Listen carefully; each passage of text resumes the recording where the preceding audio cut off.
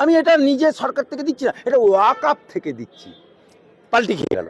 আবার তারপরে উনি ইমাম ভাতা দিয়ে শুরু করলেন, শেষ না ব্রাহ্মণ ভাতা দিয়ে, অর্থাৎ ব্রাহ্মণ যারা পুজো করবে তাদেরকে দিয়ে। আবার এটাও থেমে থাকলো না, তারপরে উনি হঠাৎ করে পুজো কমিটি তাদেরকে 80 থেকে শুরু করলো।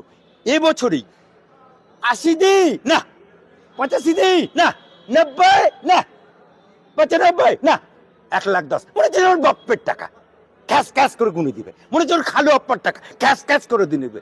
মমতা ব্যানার্জির টাকা কি নবান্নের ছাপায় নাকি? নাকি ওর বাপ রেখে গেছিল? হ্যাঁ, নাকি অভিষেকের বাপ রেখে গেছিল ঠিক খ্যাস খ্যাস করে? এ টাকাও মমতা ব্যানার্জি কালীঘাটে ছাপায় না, এ টাকাও মমতা ব্যানার্জি নবান্নে ছাপায় না। জনগণের টাকা, মুসলমানের টাকা, হিন্দুর টাকা পুজো কমিটিতে। কোন পুজো কমিটি চেয়েছিল? মমতা ব্যানার্জি ক্ষমতায় আসার আগে মা দুর্গা কি পুজো হতো না? নাকি ক্ষমতায় আসার পরে মা দুর্গাকে দেখে আমি মা দুর্গা, আমি বাপের বাড়ি এসছি, আমি আমার ছেলেপিলে নিয়ে এসছি, তুই টাকা দে, নাহলে পুজো হবে না। দেখ কার্তিক গণেশ সব এসছে, তুই টাকা দে। মমতাকে কেঁদে কেঁদে বলেছিল নাকি মা দুর্গা যে টাকা দিতে?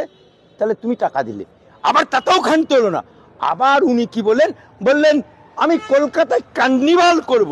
রাস্তা আটকে কার্নিভাল করতে শুরু করে দিল, লক্ষ লক্ষ টাকা খরচ করে। সুতরাং ধর্মের রাজনীতি মমতা বাবু শুরু করেছে, শেষ করবে জনগণ। তাই যতগুলো রাজনৈতিক দল দেখছেন তার জড় কিন্তু আরএসএস এর নাগপুরে রয়েছে।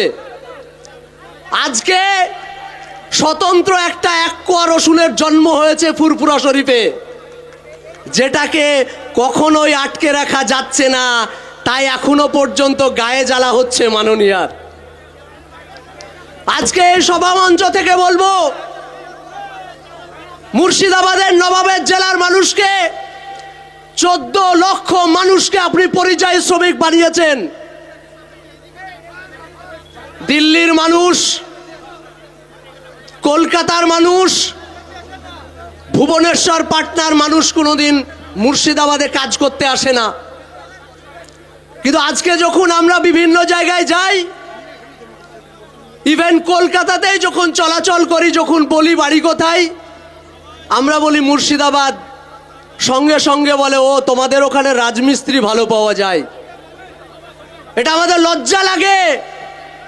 আমরা সেই মুর্শিদ কুলিখার বংশধর, সেই আলিবুদ্দির বংশধর, সেই সিরাজদৌলার বংশধর, তাদেরকে রাজা থেকে রাজমিস্ত্রি বানালো কারা? আমাদেরকে প্রশ্ন করতে হবে। কেন আজ আমাদের বাংলার পরিযায়ী শ্রমিকদের বাংলা বলার জন্য কান কেটে নেওয়া হচ্ছে মহারাষ্ট্রে? কেন উড়িষ্যায় হত্যা করা হচ্ছে? মাননীয় তো কই জিজ্ঞাসা করছেন না। মাননীয় তা নিয়ে কোনোদিন রাস্তায় দেখলাম না। রাস্তায় যদিও দেখলাম নাটক করতে, কিন্তু তিনি স্বরাষ্ট্র দপ্তরের কাছে কোনো চিঠি লিখলেন না।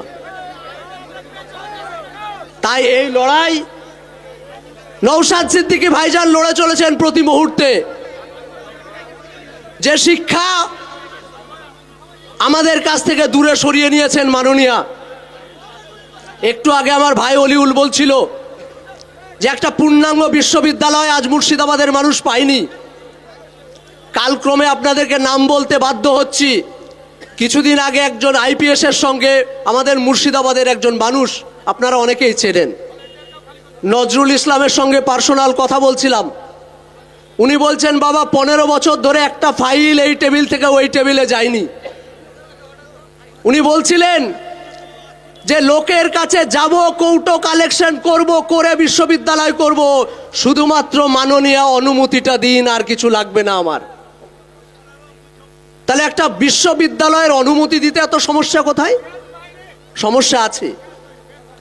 ভাইজান বলেছিলেন তামান্নার বাড়িতে এসে যে আপনারা রোজা করুন, একবেলা কম খান, ছেলেটাকে শিক্ষিত করুন, কারণ শিক্ষা আনে চেতনা, আর চেতনা আনে বিপ্লব। পশ্চিমবঙ্গ নয়, মুর্শিদাবাদের মাটি থেকে বিপ্লব তৈরি হবে যদি শিক্ষা আসে মানুষের কাছে। তাই রাজমিস্ত্রির জেলা বানাতে গেলে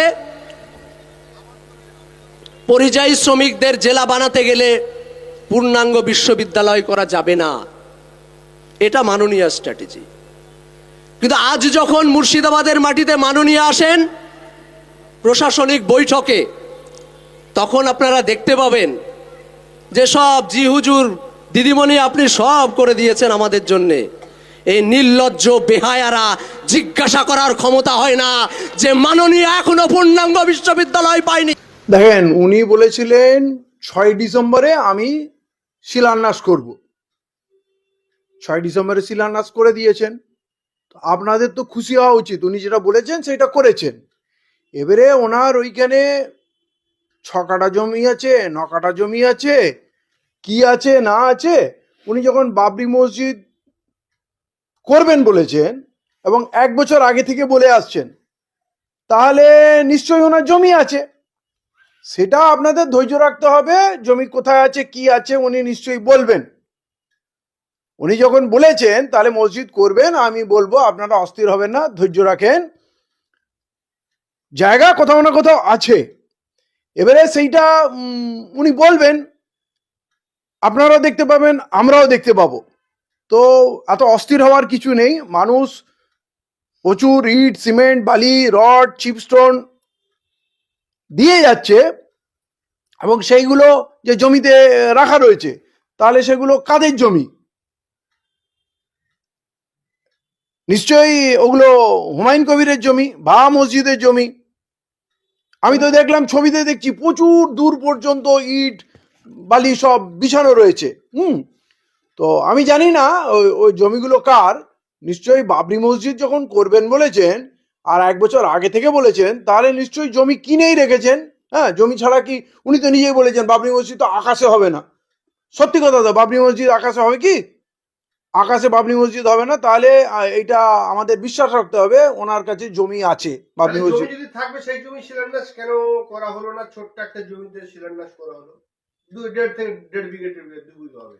আমি ভিডিওতে দেখলাম ওনার একজন যিনি ওই ডিজাইন করেছেন, আর্কিটেক্ট কি জানি না, উনি বললেন গ্রাফিক ডিজাইন করেছি, উনি বললেন এইখানে আমরা 9 কাঠা জমি পেয়েছি। ঠিক আছে।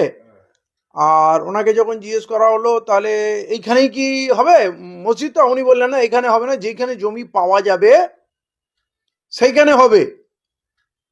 এবং বললেন জমি কত বড় পাওয়া যাচ্ছে তার উপরে নির্ভর করবে মসজিদ কত বড় হবে। কিন্তু আমি এইসব আলতু ফালতু লোকের কথা শুনে কোনো মন্তব্য করতে চাই না। কারণ দেখুন, দায়িত্ব নিয়েছেন হুমায়ুন কবির সাহেব, তো তাহলে উনি কোথায় করেছেন, কোথায় জমি আছে। এবারে যখন উনি বাবরি মসজিদ করবেন বলছেন 1 বছর আগে থেকে, তাহলে বাবরি মসজিদের শিলান্যাস যখন করছেন নিশ্চয়ই তার নকশা হবে, জমির গ্রাফিক ডিজাইন হবে, তার আর্কিটেকচার প্ল্যান হবে।